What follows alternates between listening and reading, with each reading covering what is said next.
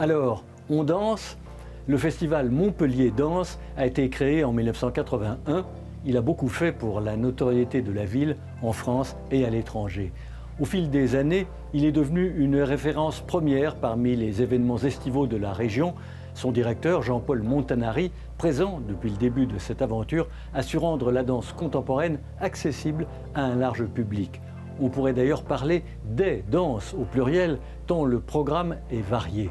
On peut aussi bien assister à une représentation de hip-hop qu'à des performances ou des spectacles proches de l'acrobatie. Cette ouverture et ce renouveau permanent ont conquis un public fidèle.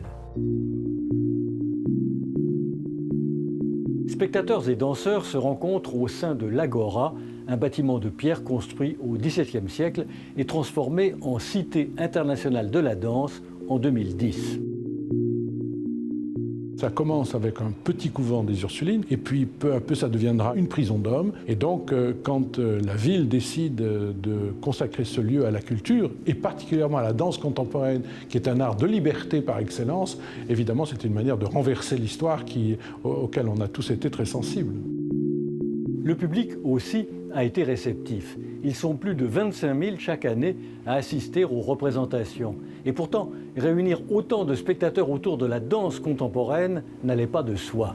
Il y a quelque chose d'énigmatique dans la danse contemporaine. On ne comprend pas ce que ça veut dire. Et c'est fait pour ça. C'est ça la grande différence, la plupart du temps, avec les danses plus classiques, parce que souvent ce sont des danses à récit. On a l'impression de comprendre cette gestuelle, ce qui n'est pas du tout le cas dans la danse dite contemporaine.